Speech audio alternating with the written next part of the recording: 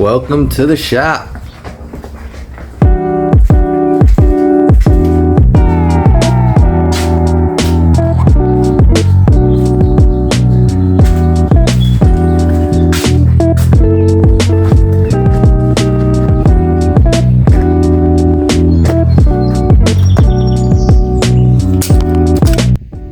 Alright, so we're back on the truck.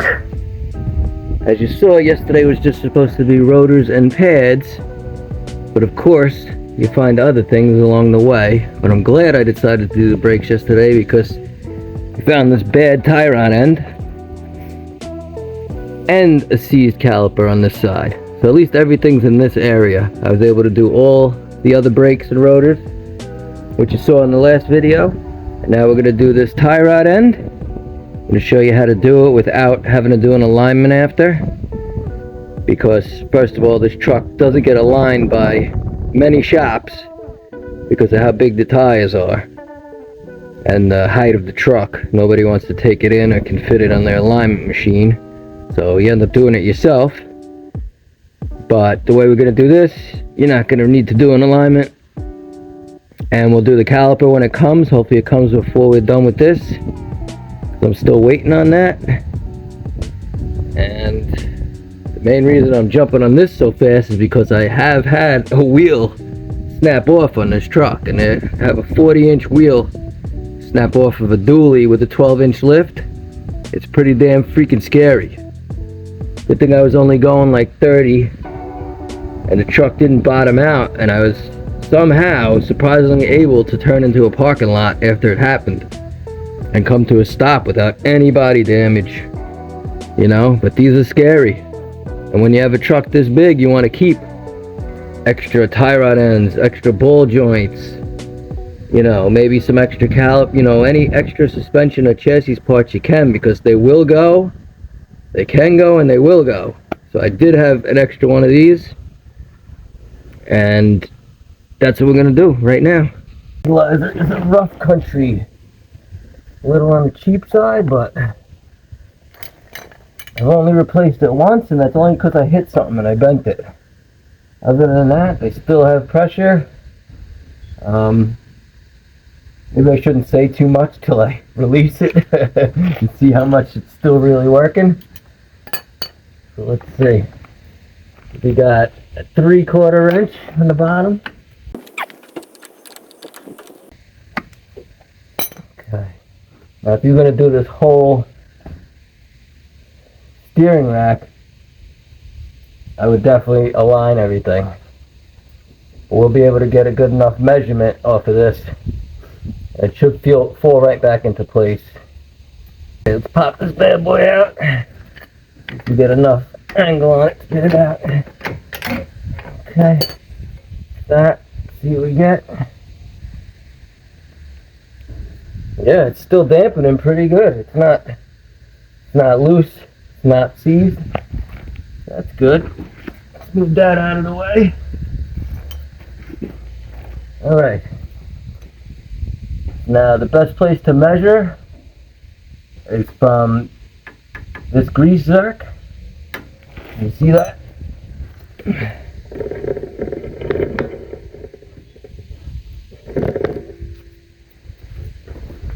Best place to measure is from this grease zerk. So this, what would you call it? Like a tensioner or connecting knuckle for the tie rod. Turning this is what gives you your extension and your retraction on your wheels. Get your toe in and your toe out. So that's why we got to measure from here to a point on here that you're not going to lose. Because you can lose, I mean, you can't measure to anything else, because obviously the steering can move and you're going to lose that measurement. But this all moves together, so if you measure off of this and this, if it moves together, you're always going to have the right measurement, as long as you don't spin this. So we're going to try to leave this where it is, pop this guy out, and unscrew this from here without having to manipulate this. Grab this caliper, giant caliper, and I'm going to measure from the back of this grease zerk to the edge of this locking knuckle here with the caliper. I've already had it in and set it, but just to show you, I'm going right on the back of the zerk to the side of face of this right here. I'm going to lay it at 90 degrees. I'm going to go point to point. There you go. And that's my measurement when I put it back. You could also use a tape measure. Probably not as accurate because this can move, but you'll get close enough. You could go to the center of the zerk, to this edge. That's going to give you what? 10 and 5/16. If you could see that. 10 and 5/16 to the center of that zerk. Okay, so let's work on popping this bad boy out.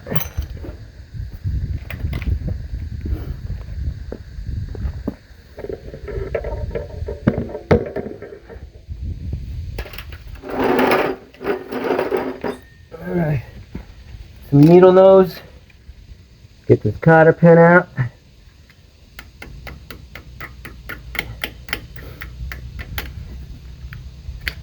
Okay, there's that guy. Then we're going to get this tassel nut off. I believe it's 13/16.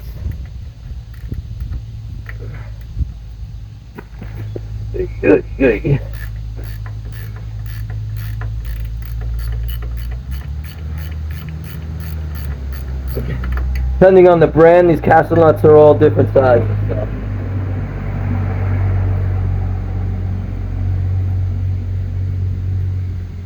Just because mine's 13/16 doesn't mean that yours might be metric or a different size. Okay, let's see how we come out here.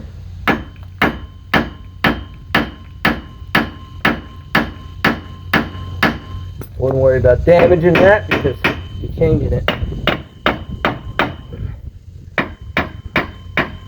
Try hitting the sides here, that'll break any metal to metal weld that gave itself. Okay, that's tight. Let's heat the knuckle up here. You can see we had a blowout and all the grease came out, that's why it went bad. So this might go on fire.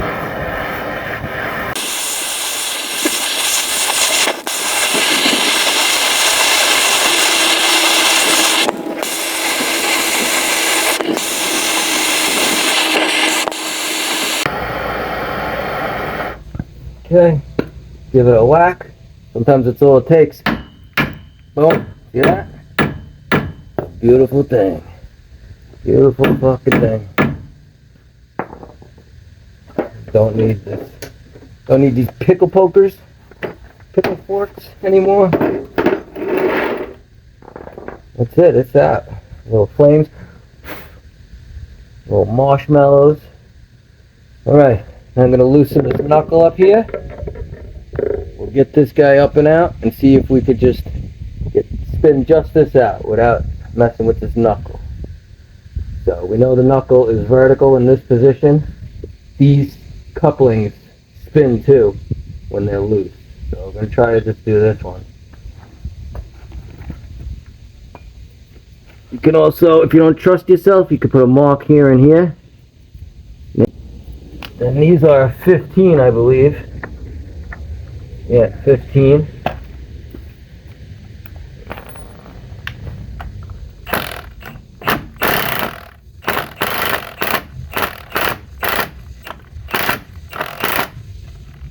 Okay. Loosen this guy here. These just tighten by pressure. I want to spray a little lube on these bolts so they don't snap on me putting them back.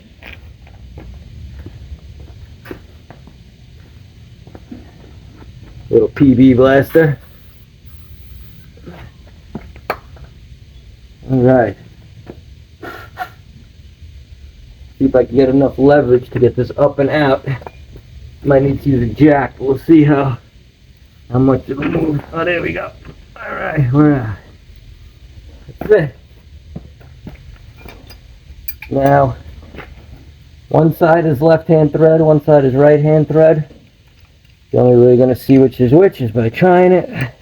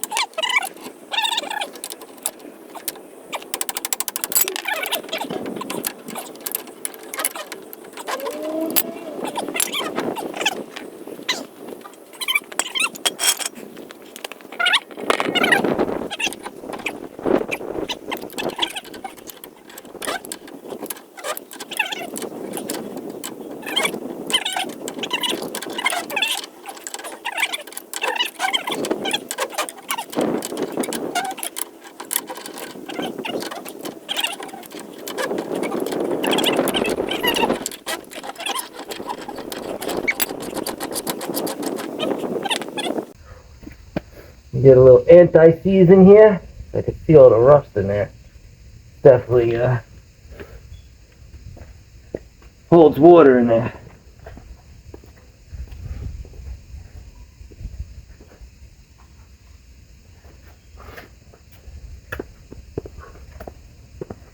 Anti-seize is my best friend. Let me lift this jack stand up a little too so it's not fighting this plate.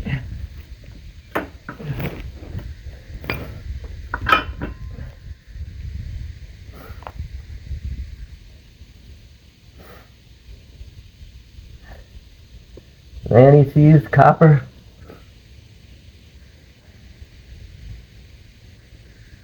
You don't gotta worry about it loosening. You're locked here, and you're locked here, so you can't unscrew. It's basically just holding your lateral movement tight. Okay, that's good. It'll spread the rest out. Oy, oy, oy. Too old to be working like this.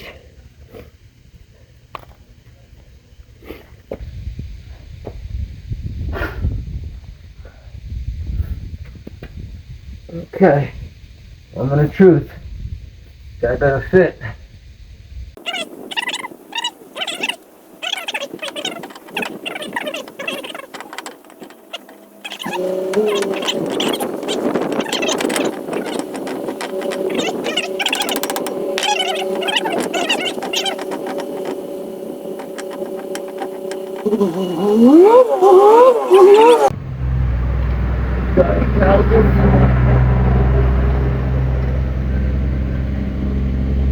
Almost there, hair more.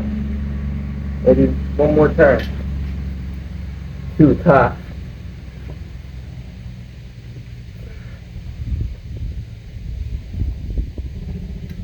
Hey, worst comes to worst, if it's off a little bit, it's right there. Perfect. If it's off a little bit, you guys will see my alignment video. Show you how to do the alignment just as easy as we did this. And get your steering wheel straight. Okay. Feet up there. Get her in the hole. Okay. That's it. In the hole. Show it good. Little tappy tap.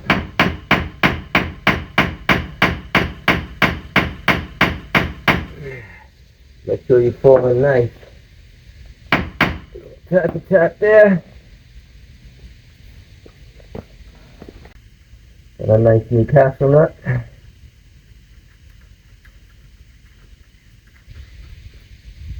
What size is this? It was big.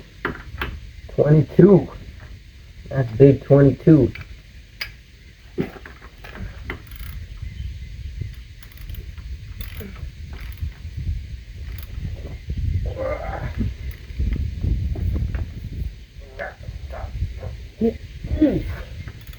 Don't worry about it. If there's anything you want tight, it's these.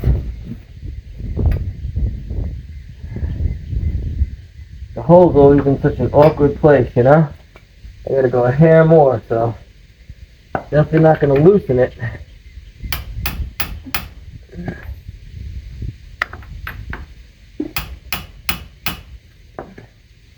That's it. Alright. Castle nut. I mean, cotter pin.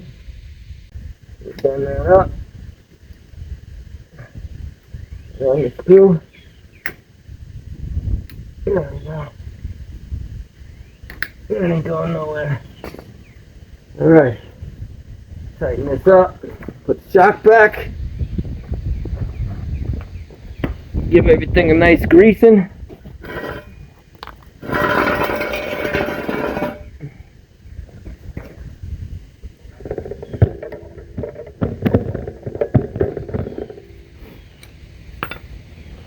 What have we got here?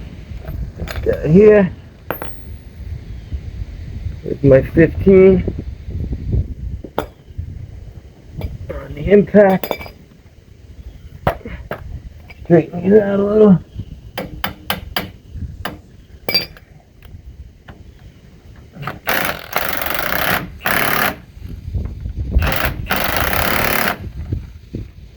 Those are carriage bolts in the back. They lock into the square holes, so you don't gotta worry about backing up those bolts. Okay. Get this bad boy back in.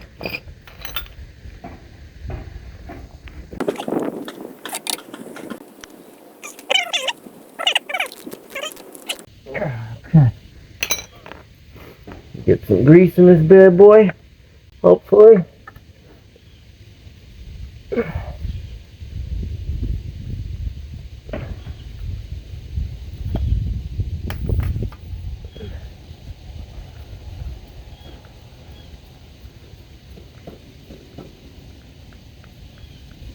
Nah, there's nothing in here. Go fill this up.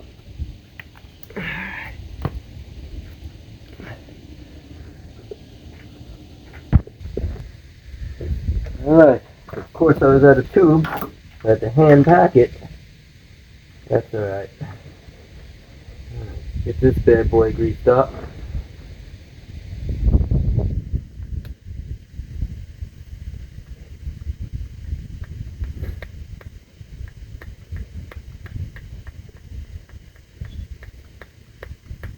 Alright.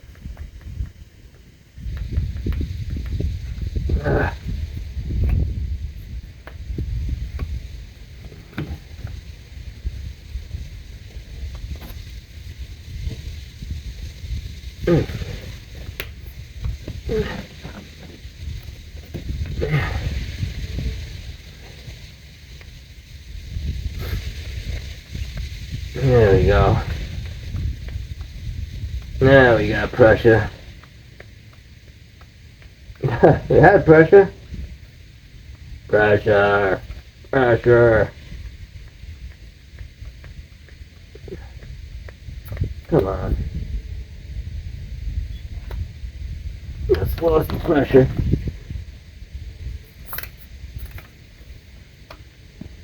Okay. Yeah, probably gonna have to run to the store and grab a tube.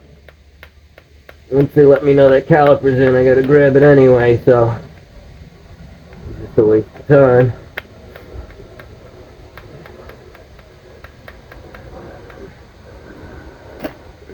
Yeah.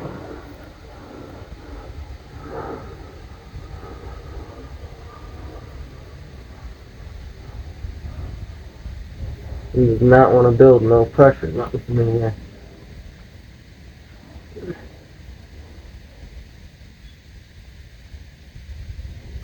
Let the grease blow past all the freaking seals in this thing.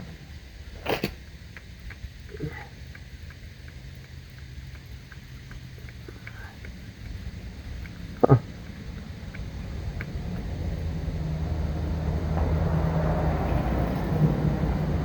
It's freaking working.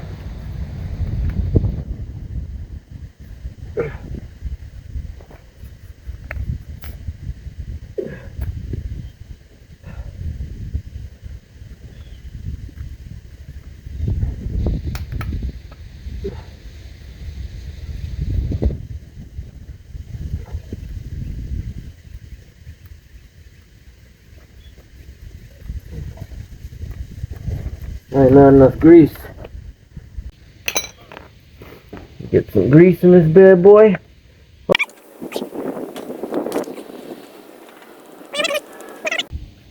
And that's that. On to the caliper. Alright, let's pull the hood pins and get open and propped. This one I got out already.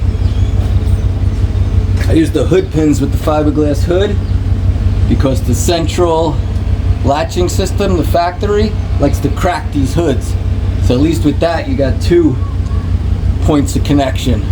So it spreads out the surface area. And I didn't do the pumps either, because those like to put stress on these fiberglass hoods. The only unfortunate part of that is I gotta prop the hood open with a piece of wood or a pole or something.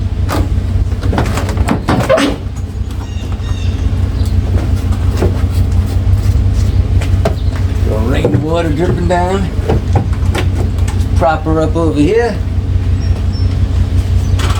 So if you get to the brake fluid reservoir, move you over here. Man, this tripod just reaches. Okay, there's our master fluid reservoir. I'll bring you closer once we start bleeding it. But it's back here. The rest of the motor is filthy. This winter really did a number on this truck and this motor. Such a shame. The last 4 or 5 winters we had nothing, no snow. Now I'm gonna have to clean everything. The undercarriage, the truck, the engine compartment. Man, everything is disgusting. I don't know how much you could see from here, but that's a dirty 7.3.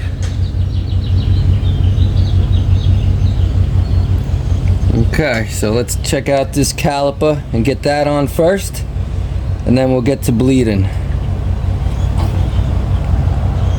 Alright, the new caliper is here. Looking nice and shiny new. And they gave me the carrier bracket with it. That's hit or miss. Sometimes they give you that, sometimes they don't. So it's good. I got new pins. They give you clips and all that. Got my new pads. We got some brake fluid, got some new lug nuts, grease, some bleeding tools. Show you a couple different bleeding tricks. Even though this is only 1 wheel, you know, I could show you a lot more bleeding tricks if we were doing the whole truck, but that'll be for next time. So I got my pan set up under the old caliper. Let me get set up and get started. Alright, you see me take the caliper off in my last video where we did all the rotors and pads and found this issue. So now we're going to reverse that, put it back together. The only difference is the bleed on this one. So we're going to take this carrier bracket off of the new guy.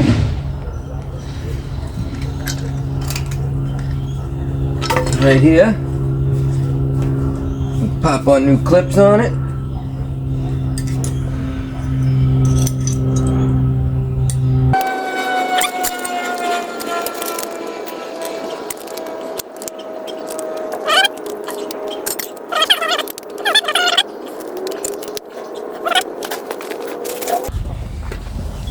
Alright, my tabs are on.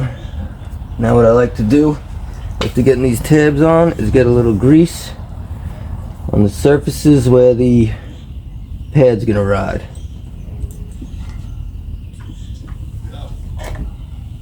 Just 3 spots in each tab. The springy part, the bottom, and the back.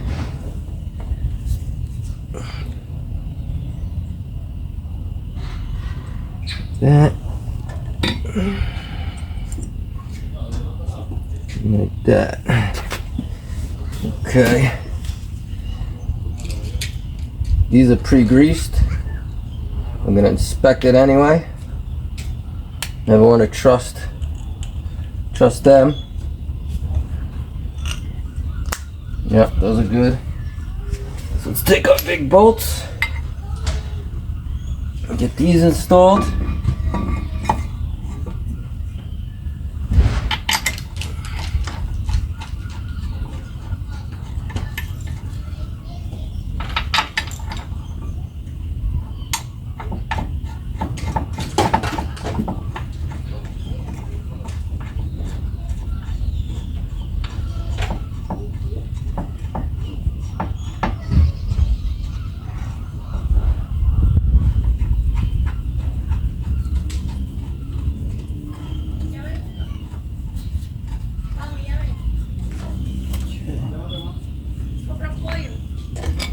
Now with these here, a 13/16 fits on very, very snug. They might get stuck in your socket, but a 21mm fits pretty good. So we use the 21mm.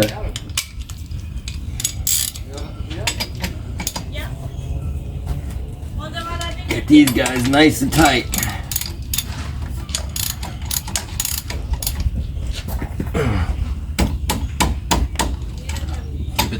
The human impact wrench. Okay. Okay, now we can get our pads on. Just snap these guys in. Rag, make sure they're free of any sand or loose dirt.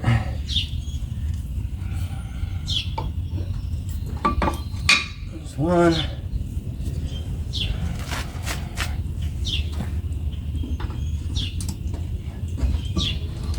Two. Now we're going to grease the surface where the caliper comes in contact. The front ears hit over here on these plates. Just hit the whole plate. Don't try to get exactly where it's going to go. And then on the back, the piston is going to come in contact. And this will help prevent squeaking and chattering.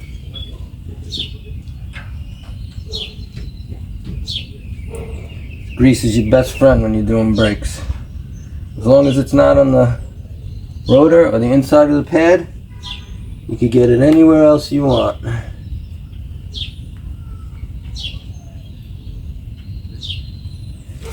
Okay. Alright. Now we can get our caliper on.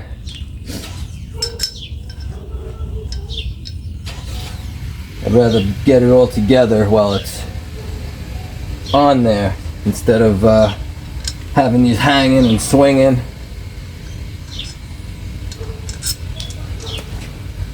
Oh, I forgot the little springy guys. Let me swing you guys around so you can see how these go.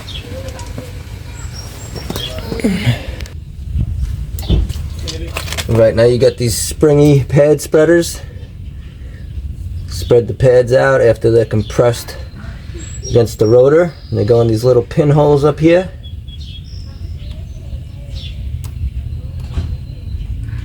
Just like that.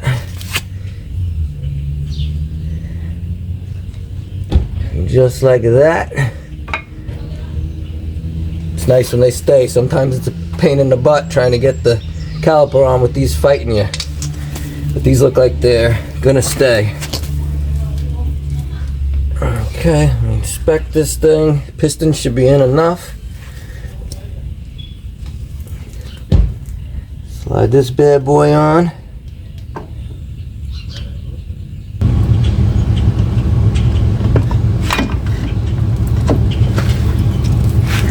Top. Here's the bottom. Get our screws in.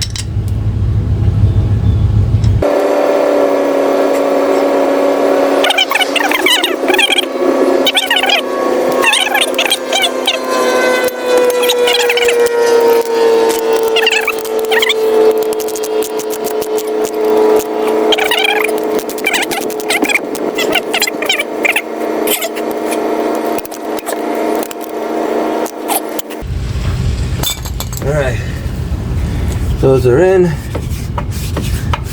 good amount of play. See if I didn't change the wheel bearings and upgrade them to a 2000 to 2003 wheel bearing, because this truck is an early 99, there would have been bad fitment between this caliper and this rotor. Would have been problems. So your best bet on an early 99 is to upgrade the wheel bearings to like a set of 2000s. That way when you get rotors and calipers, you just order them. There's a million of them out there. If you try to find early 99s, you're not going to have much of a choice if you find any at all. Okay, next step. I'm going to swap the bleeders out. I don't know what I should do first, the bleeders or the main line. It's going to make a mess either way. Because I have speed bleeder in here. I'd rather use the speed bleeder. You're like, yeah, you're cheating. We came to see how to bleed. But I'll show you, it's almost going to be the same. So 10 millimeter, get my old bleeder out. I mean the new bleeder. I always keep these rubber caps on the bleeders to keep dirt and stuff out of them. And then this is 3/8, I believe, or 7/16. The speed bleeders are always a little bigger. Tap this out.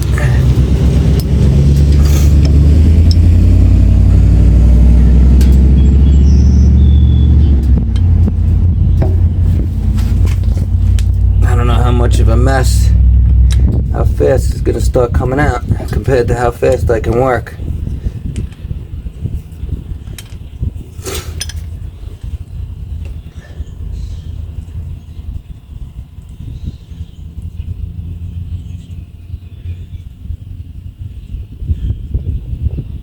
Alright, not bad, nothing coming out.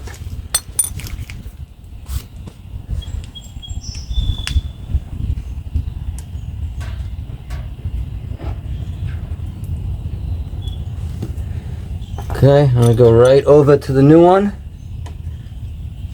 and get it in.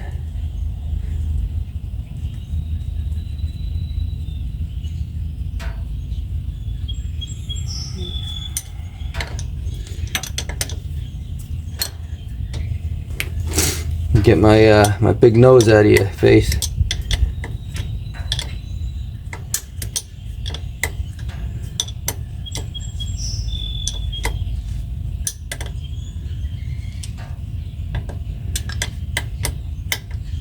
Okay. All right, speed bleeder's in. Take this cap off. I think we got a new bolt and new crush washers.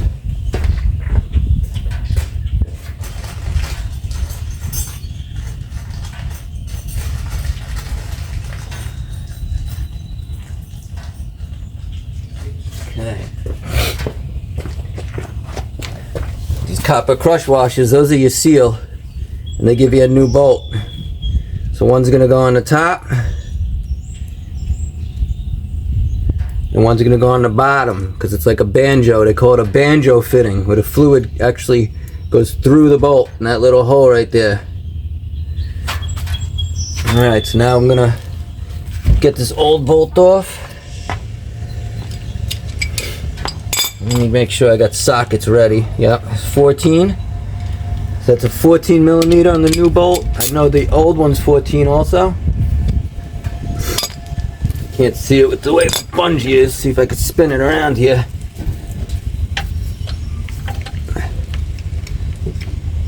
Okay, so here's the old bolt here. I'm gonna go as fast as I can and swap this over. Hope this isn't so tight that I can't crack it. Okay, there we go.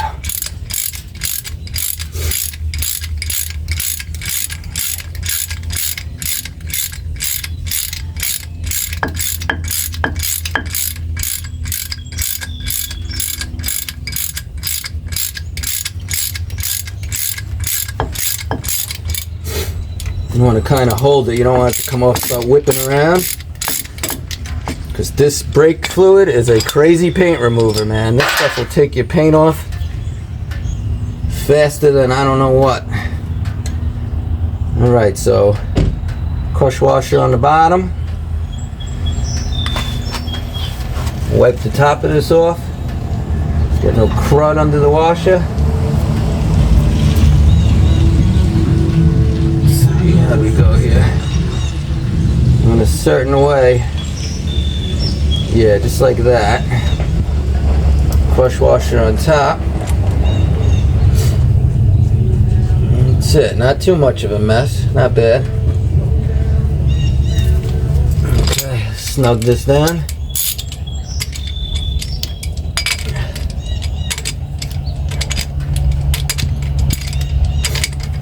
I like when stuff's shiny new. So what I got here, my little homemade bleeding bottle. And this is good for speed bleeding, any kind of bleeding.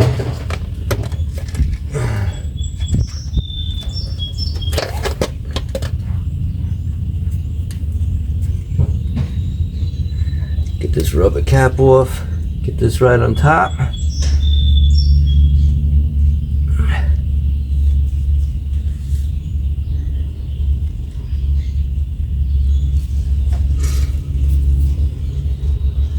Okay, so the purpose of the speed bleeder is it's gonna squeeze fluid out, but not let air or fluid back in. So as you pump, it's gonna keep squirting fluid out so you don't see any more air bubbles, and then you're good. So let's see what we got. I'm gonna loosen it a little bit, pump her up.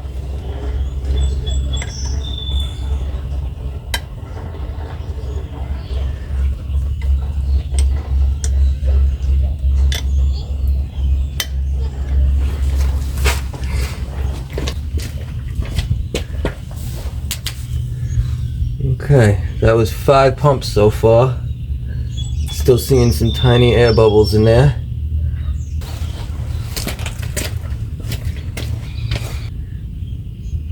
Yeah, we're looking good. I could see the fluid in there. Hopefully I didn't boil the fluid when I burnt this caliper up. Still got some tiny air bubbles. Go a couple more pumps. Alright, that's definitely a good amount of pumps right there.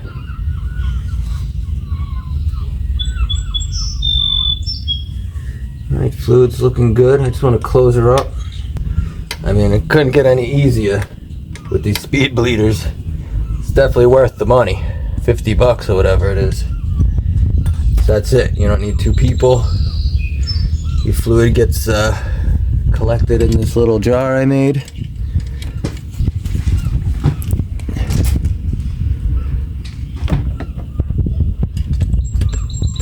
That's it. Let's check the reservoir and see if we need to add anything. Alright, the reservoir is just down a hair. I already opened a nice fresh thing of fluid. So we'll use that and just bring it up to the max line. See how good I am without a funnel and holding the camera. Oh, look at that, not bad, not bad. Get it up to the max line.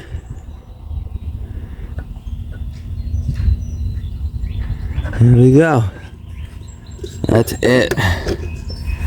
Have some nice, fresh feeling new brakes. Thing is with this fluid is you don't want to keep it. If you're not going to use this quick, just get rid of it. This brake fluid absorbs moisture like crazy. So if it's sitting on a shelf for a while, it's no good. It's gonna have water in it no matter what. That's a guarantee. So don't use old brake fluid. Always use a fresh bottle. It's cheap enough. And throw it out after you use it if there's a little left. Don't try to save it. You'll end up screwing yourself in the long run. Alright, gonna throw the wheels back on. You already saw that process in my last video. If you want to see how that goes, go check it out. And there you go. Hopefully I helped a couple people out today. And I'll see you next time. Peace.